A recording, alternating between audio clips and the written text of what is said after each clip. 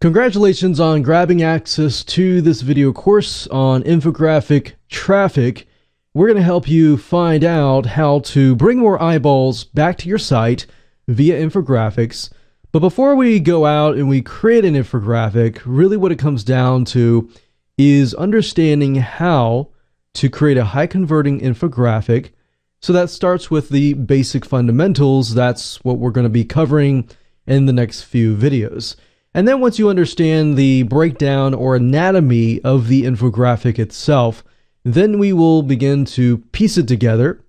Then you can drive traffic, and then you can do everything else. But before you can do that, you have to know the basic fundamentals, right? So this is video number 1, which is the introduction. I'm going to talk about things that you're going to need to have an understanding of your audience and your niche and everything like that before you really begin to think about the colors and the graphics and everything like that. That's actually 10% of this whole process. So I want you to understand that, because a lot of times we want to jump in, we want to go ahead and create the infographics right away, but the reality is understanding how to create a high converting infographic.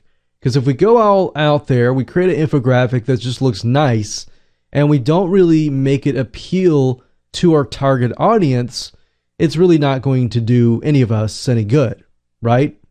So that's actually the first thing we want to figure out. So delivering value through information. So if you look at a lot of infographics, you'll see statistics, you'll see a lot of facts, but you'll see some sort of value that is being offered to that specific target audience.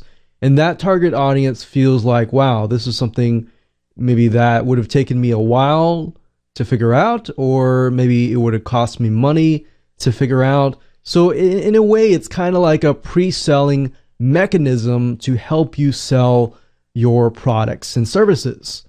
Now, before we get to that point, the key is to get people to become loyal followers. So that's that pre-selling mechanism. So in order to do that, what we need to do is we need to determine your niche. What is your niche, or what is your sub-niche of your product and service? People are not necessarily going to be interested in your product or service unless it fulfills some sort of emotion, some sort of problem that they're having in a particular niche. So obviously, go ahead, pause this video if you need to, and jot that right now. The next thing you'll want to do is determine your target audience. Now, this can be quite broad, but we really want it to be as specific as you can. So a specific niche, a specific audience, and a specific need and desire. Like, what is their end result? What are they willing to pay money for, kind of thing, in order to resolve a particular problem. And then, of course, you can determine your presentation style. So as you can see, the first two, the niche is 1/3, the target audience is another third, and then the presentation style is the other last third. So we can see that presentation and graphics and coloring is important.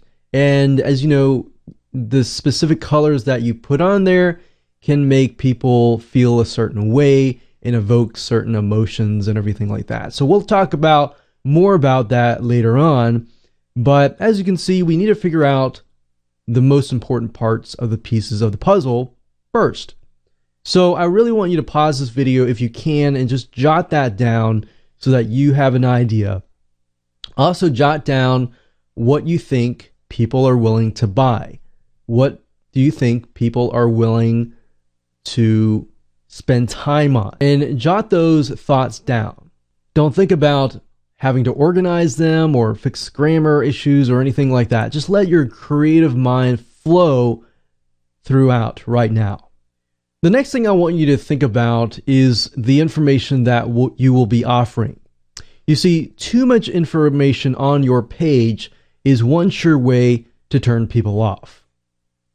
Creating infographics is a great way to engage your audience and keep them interested. In a way, a picture is worth 1,000 words. So if you can think about it, if you look at a lot of infographics, we take a look at them and we see statistics, facts, and in association with the fact, you see pictures. So there are more pictures on the infographic than there are text. So if we were to measure them both, you should at the end result see more graphics, more images, more icons than words. So if you can jot down just the questions, just the desires, just the problems people face right now, and then go out and find the pictures and then replace those words with pictures, that's the best way to go about doing this. And that way, your end goal is to get rid of as many words as possible and replace them with pictures. So before we jump on and move on to video number 2, I want to talk about this video course as a whole. So you know exactly what to expect, exactly what we're going to talk about in this particular video course, and that way things will be sped up and it'll be easier to implement for you. Video number 1, of course, is this particular video. Video number 2 is the anatomy of successful infographics. So we are going to break things apart so that you understand segment by segment. Number 3, we're going to talk about different styles of infographics. There are many different angles, many different directions that you can take. I want to make sure that I explain those so that you can pick and choose which one is the best for you. Video number 4, we're going to talk about strategies to build curiosity within your infographic. You know, right off the bat, when somebody takes a look at your infographic, that should build curiosity from the top to the bottom.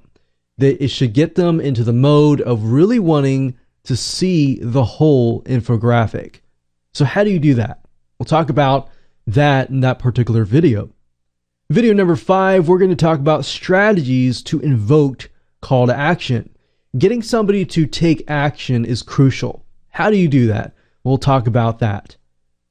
Number 6, we're going to talk about the top tested free and paid tools. So we're going to give you both sides of the coin.